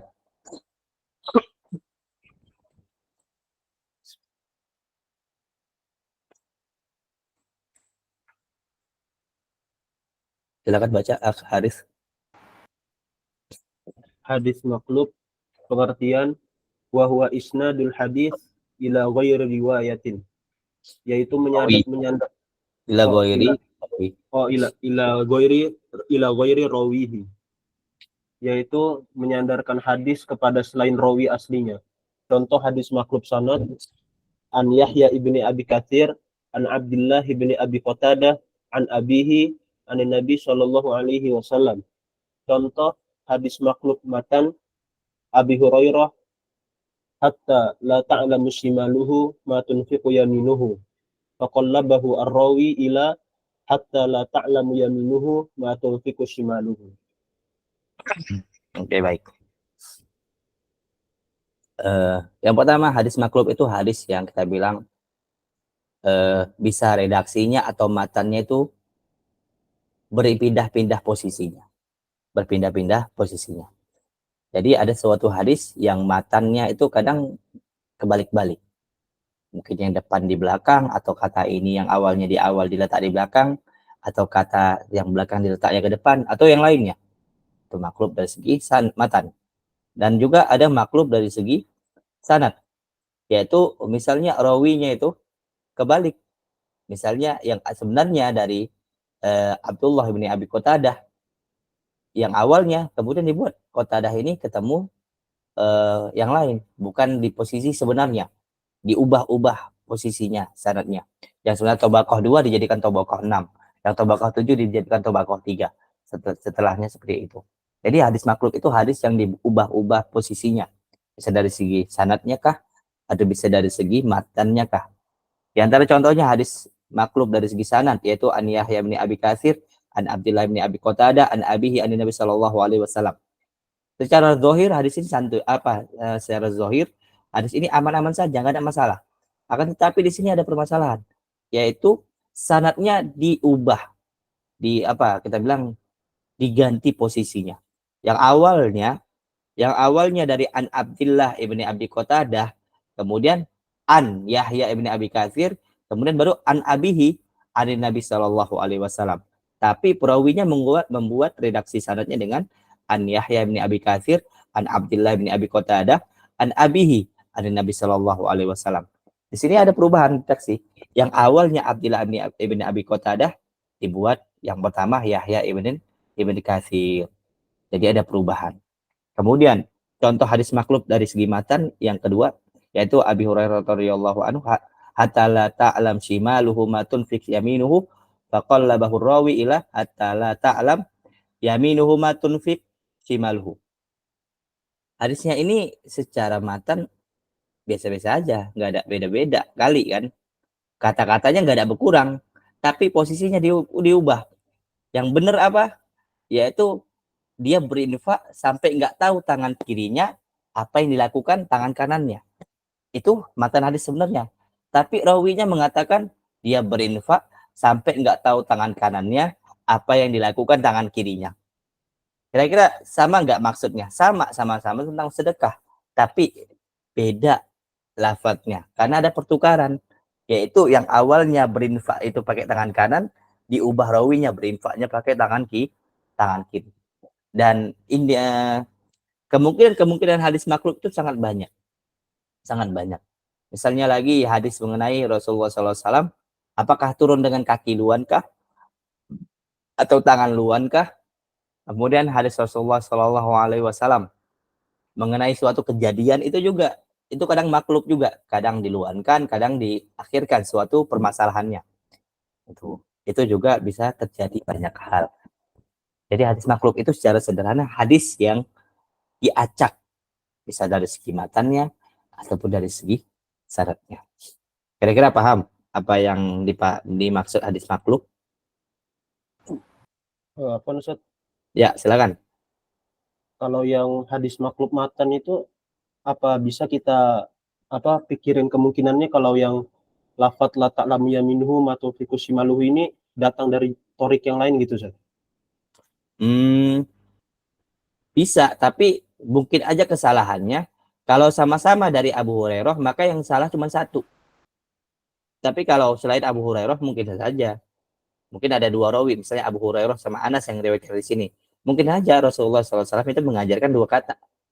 Tapi kalau redaksinya cuma dari satu sahabat, kemudian bercabang turuknya, maka nggak memungkinkan bahwasanya ini maknanya diterima dua-dua. Harus dihilangkan salah satu. Maka yang besar kemungkinan yang benar adalah yang awal, yaitu hatta la ta'lam shimaluhu ma tunfiq yaminuhu, bukan yang terakhir. Karena hukum dasarnya Rasulullah SAW itu melakukan kebaikan, melakukan sesuatu dengan apa? Tangan kanan. Kira-kira paham? Ada ihtimalnya. Oh, nah Ustaz. Oke, paham. Baik. Kemudian apa hukum mengganti-ganti atau mengacak-acak sebuah hadis? Pertama, mengacak sebuah hadis itu dibolehkan jika dilakukan untuk menguji seseorang.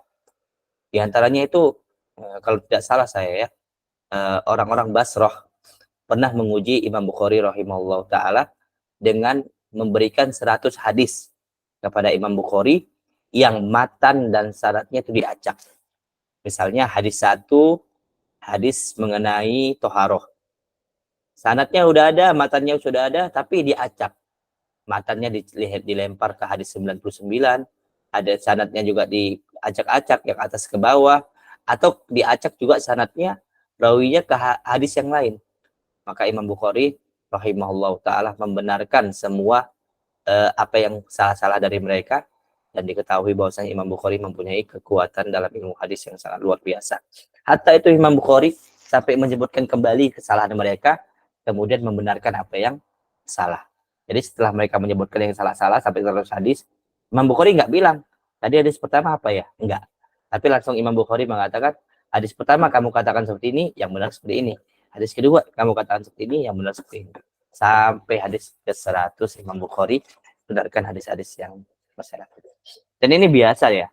Maksudnya bukan biasa perbuatannya, tapi para ulama sering menggunakan tradisi ini untuk menguji para murid-muridnya.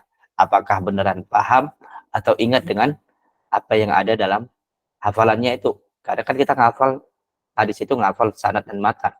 Ketika kita nggak hafal sanad dan matan, ya ketika diubah-ubah gitu kita nggak tahu yang mana benar, yang mana salah. Wallahu ta'ala alam. Paham hadis makhluk? Atau ada yang tidak paham?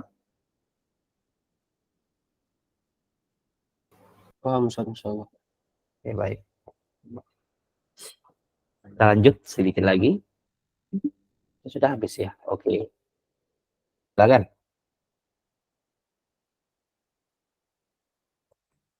Selanjut lagi ya Ustaz. Oh iya. Hadis Ali, pengertian wa huwa fadilatun marghub fiha wa yahsulu bil qurbi minan nabi wa min ahadil a'immah fil hadis wa yataqaddam wafatur rawi was sama', yaitu sesuatu kelebihan yang diinginkan didapati dengan dekatnya kepada Nabi Shallallahu Alaihi Wasallam. Haddatsana Ya. Haddatsana Malik an Nafi' an Ibni Umar an Ubaidillah an Hibrul Bashar. Baik. Pertama, hadis itu ada dua, dari segi dekat dan jauhnya, atau sedikit dengan banyaknya tobakohnya. Terbagi menjadi dua, ada hadis Ali, ada hadis Nazil. Di sini Ali di sini bukan artinya Ali radhiyallahu anhu, bukan, tapi Ali yaitu maksudnya tinggi derajatnya. Nazil turun derajatnya atau enggak sampai ke Ali. Jadi hadis Ali itu hadis yang kita bilang tobakohnya sedikit. Semakin sedikit maka semakin makin bagus ya. Semakin besar kemungkinan hadis itu semakin sahih, semakin mudah untuk diperiksa karena sedikit perawi yang bakal diperiksa. Jadi ketika hadis Ali itu adalah hadis yang jumlah perawinya itu sedikit, tobakohnya itu sedikit, singkat, nggak panjang seperti biasanya. Normalnya hadis itu di tobakohnya sampai banyak, misalnya sampai ke Mukharij, misalnya Imam Bukhari itu bisa sampai 7 sampai 8. 6, 7, 8 itu normalnya. Tapi kalau sampai 3 misalnya atau 4 itu termasuk hadis-hadis yang ali, yaitu hadis yang sanadnya sedikit. Dan para ulama mencari hadis-hadis ali. Kenapa? Karena mereka mempunyai kaidah semakin sedikit hadis ali, semakin sedikit sanad yang kita dapati ya tobakoh kita, maka semakin dekatlah kita kepada Nabi Shallallahu Alaihi Wasallam. Seakan-akan kita itu macam mendengar Rasulullah SAW ngomong langsung. Kenapa? Karena ihtimal kesalahannya itu semakin sedikit, semakin sedikit. Nah, misalnya di sini yaitu hadatsana Malik an-Nafi' an Ibnu Umar coba situ dulu ya. Ini hadis pertama yaitu hadatsana Malik an-Nafi' an Ibnu Umar. Di sini hadisnya yaitu ini silsilah zahab ya. Hadis dengan sanad yang bagus banget. Bahkan sanad terbaik atau sanad paling bagus yang ada yaitu sanad yang diriwayatkan oleh Imam Malik dari Nafi, dari Ibn Umar, dari Rasulullah Shallallahu Alaihi Wasallam. Dalam hadis ini, tobakohnya tuh hanya 3. Yang pertama Ibn Umar, yang kedua Nafi, yang ketiga Malik. Maka dengan sedikitnya sanad ini dinamakan hadis ini hadis Ali, yaitu hadis Ali, yaitu hadis dengan sanad sedikit yang kuat sekali diriwayatkan oleh para thiqat, kemudian besar kemungkinan hadis ini paling sahih. Kenapa? Karena paling sedikit yang diperiksa. Dengan paling sedikitnya yang diperiksa, maka besar kemungkinan hadisnya semakin sahih.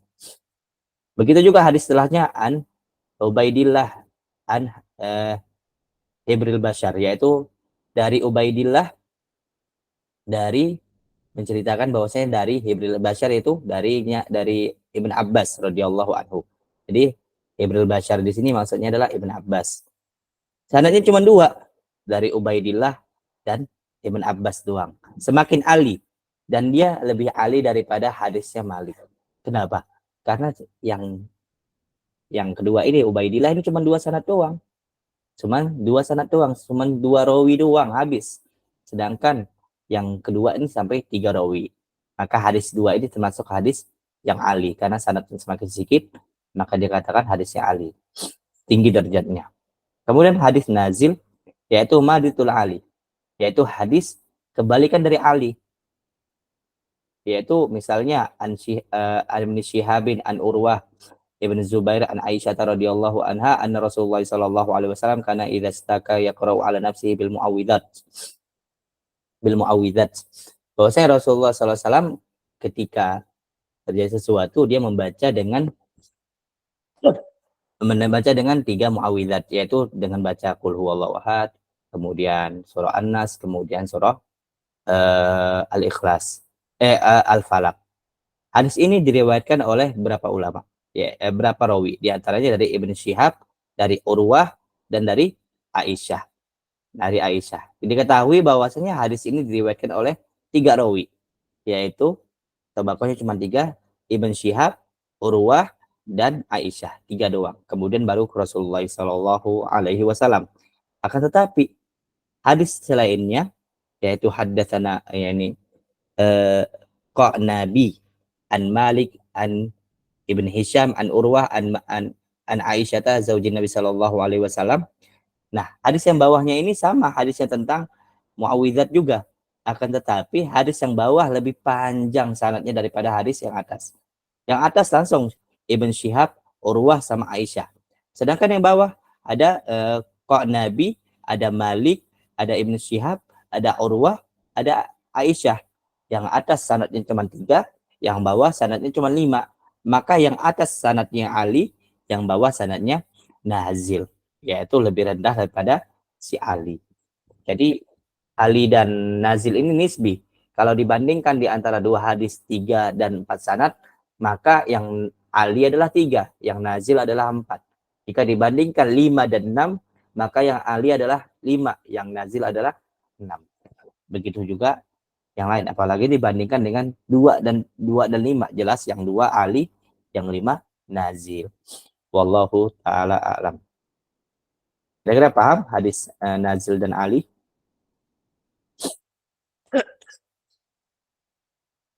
Ada yang tidak paham? Fansad. Ya. Kalau hadis Ali dan hadis nazil itu kalau di bab ilmu hadis tibar apa Ustaz ya? Tibar ada rawi. Oh, Ada ada di tobakot, ya, tobakotnya dengan banyaknya tobakot dan rawinya berapa setiap hadisnya. Oh, nah, Ustaz. Baik. Kita lanjutkan. Ya. Hadis mukhtalaf. Silakan. Ya. Silakan. Hadis mukhtalaf, pengertian wa huwa an ya'tiya haditsan muta'aridan fil ma'na zahiran fayuwaffiqu bainahuma ayyurajjah ahaduhuma 'alal akhar. Yaitu dua hadis yang tampaknya bertabrakan maknanya, maka dijamak atau ditarjih di antara keduanya. Proses menghadapi hadis mukhtalaf dari sisi jumhur. Al-jama' at-tarjih, an-nasikh wal mansuh at-tawaqquf. Proses menghadapi hadis mukhtalaf dari sisi madhab Abu Hanifah, an-nasikh wal mansuh at-tarjih, al-jama' at-tawaqquf. Baik. Hadis mukhtalaf ialah hadis yang dia secara zahir tidak seakan-akan bertabrakan atau seakan-akan maknanya tidak bisa seakan-akan maknanya bertentangan. Seakan-akan maknanya bertentangan. Akan tetapi ada kemungkinan masih bisa dijamak dan masih bisa ditarjih. Beda sama hadis mutharib tadi. Hadis mutharib dia itu bertentangan, kemudian bertabrakan, akan tetapi tidak memungkinkan untuk dijamak ataupun ditarjih di antara hadis yang bertabrakan ini. Mukhtalaf masih bisa ditarjih dan dijamak, sedangkan mutharib nggak bisa ditarjih dan dijamak.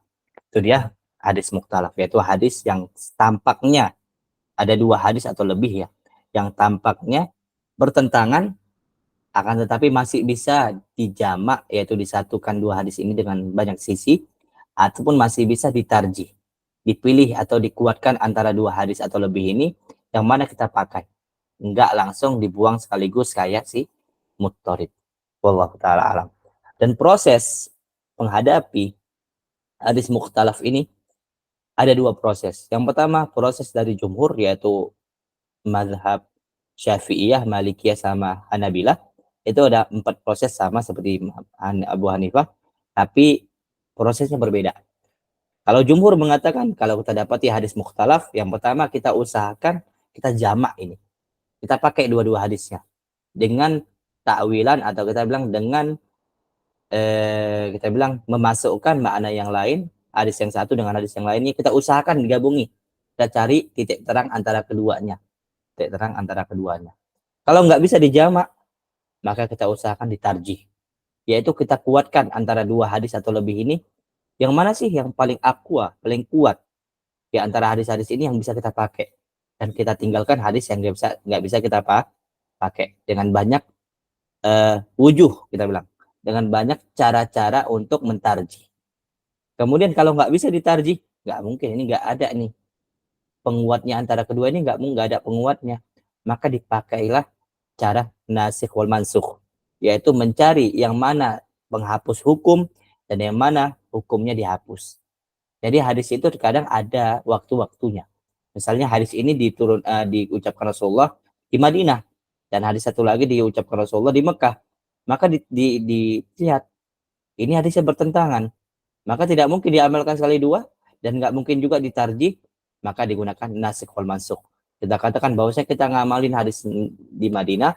Kenapa? Karena Madinah lebih terakhir daripada Mekah. Mungkin saja hadis hukumnya dalam hadis yang di Mekah itu sudah dihapus dengan hadis yang ada di Madinah. Kemudian terakhir, kalau nggak bisa juga dilakukan kayak gitu, ya wes, kita nggak ngamalkan dua hadis itu, kita anggap hadis itu, saya bilang, terdapat sesuatu yang nggak bisa dikompromikan, nggak bisa dikuatkan, nggak bisa dinasih masuk, jadi kita anggap hadis itu tidak ada, seakan-akan hadis itu tidak ada, tidak diamalkan keduanya, Adapun proses dari mazhab Imam Abu Hanifah atau Hanafiyah, prosesnya agak berbeda sedikit dengan jumhur. Yang pertama, mereka menggunakan nasikh wal mansukh. Mereka langsung mencari, ini hadisnya di mana? Hadisnya tanggal berapa? Hadisnya sejak kapan? Dilakukan kapan? Mereka cari itu dulu, baru menguatkan dari sisi itu. Ketika nggak ada tanggalnya, waktunya terhadap hadis-hadis bertentangan ini, mereka lari ke tarjih, yaitu menguatkan antara dua dalil yang bertabrakan ini. Mana sih lebih kuat? Bisa dari segi banyaknya rawi, bisa dari segi banyaknya penguat korinah-korinah dari luar, bisa dari segi siapa yang meriwayatkan, dan lain-lainnya, dengan banyak banget wujuh-wujuh untuk tarjihnya. Kemudian, kalau nggak bisa ditarjih, maka dijamak. Terus nggak bisa kita tarjih antara keduanya, kita gabungkan. Bagaimana jumhur tadi. Tapi jumhur di awal, kita di mazhab Abu Hanifah yang ketiga. Dan kalau tidak bisa dijamak, maka tawakuf. Yaitu kita anggap hadis itu tidak ada dan kita diamalkan dua-dua hadisnya. Sampai sini paham nggak? Apa hadis mukhtalaf dan perbedaan jumhur dan mazhab Abu Hanifah?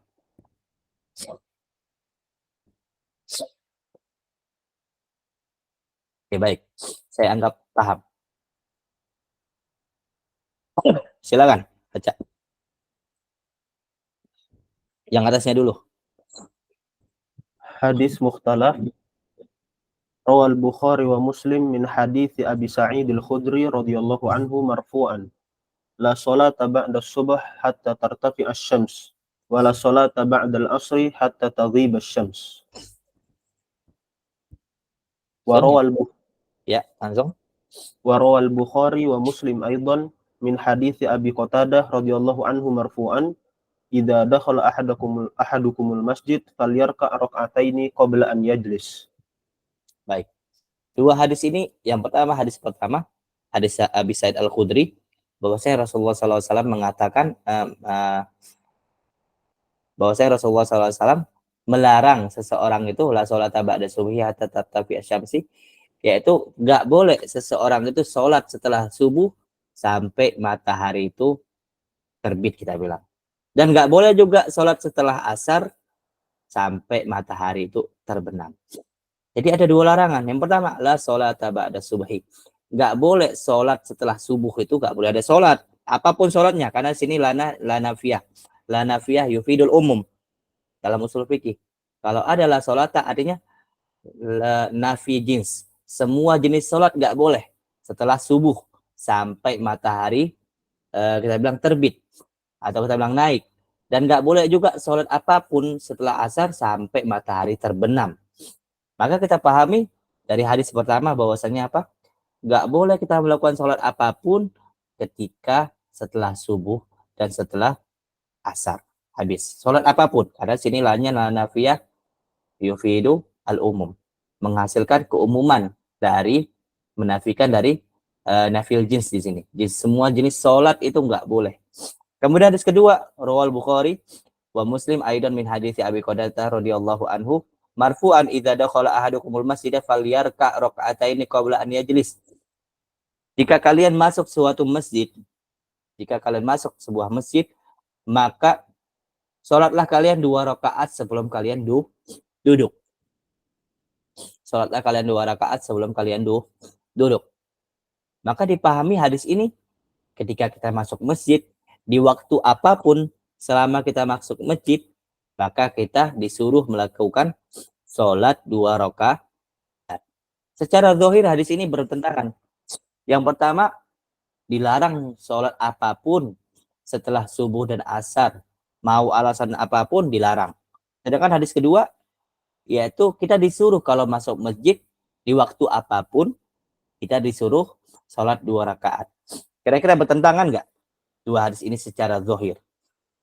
secara tampak-tampak. Bertentangan atau tidak? Naam, Ustaz. Bertentangan. Itu ada apa ya? Ustaz, ya silakan. Akan tetapi istidlal ulama dalam hal ini berbeda-beda. Silakan baca pendapat Hanafiyah dan istidlalnya dan pendapat jumhur dan istidlalnya. Pendapat Hanafiyah dan istidlalnya, amal Hanafiyah wa qa'idatuhum annahum yuqaddimuna tarjih 'ala al-jam', wa min huna fa innahum rajjahul 'amal bi umumin nahyi fi hadits la salata ba'da subh 'ala al-'amali bi umumil amri fa bi hadits idza dakhala ahadukumul masjid falyarka' rak'ataini wa fi mithli hadza qala al-Mumbajis Ya, Manbiji. qala al-Manbiji wa ma rawainahu minal hadithi fahuwa nahi wan nahyu muqaddamun 'alal amr bi annahu ahwat. Nah, Hanafiyah berpendapat bahwasanya yang didahulukan itu adalah nasikh wal mansukh. Ini mereka nggak dapat tanggalnya, waktunya di mana Rasulullah mengatakan ini. Nggak dapat.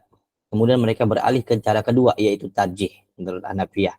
Mereka tarjih dari segi apa? Dari segi bahwasanya nahi muqaddam daripada nahi muqaddam di antara amr. Kenapa? Karena untuk ahwat, untuk kehati-hatian, untuk kehati-hatian. Dan kita sebenarnya sepakat bahwasanya nahi itu muqaddam alal amr. Kenapa? Kalau ada sesuatu yang ta'arud antara larangan dan perintah, maka kita utamakan yang larangan, kita ninggalkan yang perintah untuk berjaga-jaga. Begitu juga Imam Abu Hanifah mendahulukan seperti itu.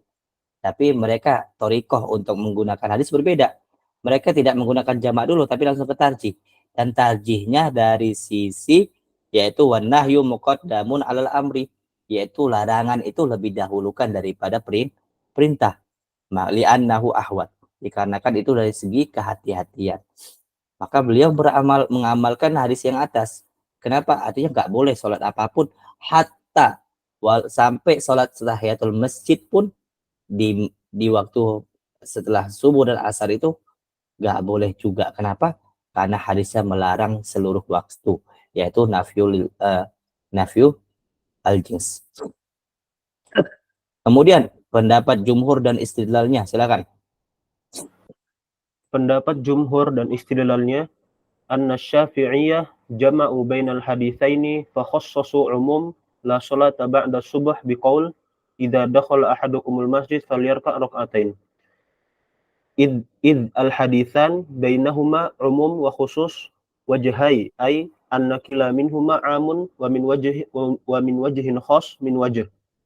Fahuma yajtami'an bijawazi ma laha sababun fatusalla fi kullil awqat naflan kanat am fardon am yusilah laisa laha sababan famamnu. Am sholah laisa laha sababan famamnu.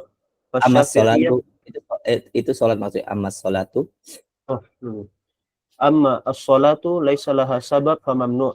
Fasyafi'iyah masyau ala qa'idatihim fi taqdimil jam'i ala tarjih.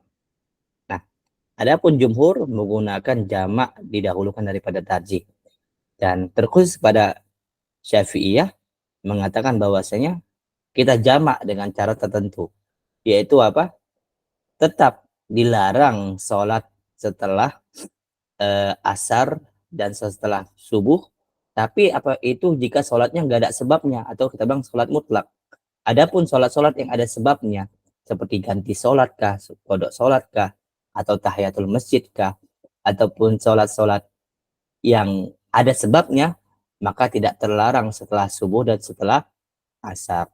Jadi mengamalkan dua hadis ini, dibolehkannya sholat tahiyatul masjid ketika setelah asar dan setelah subuh, tapi dilarang sholat mutlak di setelah asar dan setelah subuh. Wallahu ta'ala alam. Mungkin itu saja pembahasan kita hari ini. Teman-teman sekalian, apakah paham? Atau ada yang nggak paham? Paham insyaallah, Ustaz. Alhamdulillah. Baik. Kita tutup saja langsung ya. Insyaallah kalau ada yang mau ditanyakan bisa ditanyakan di grup.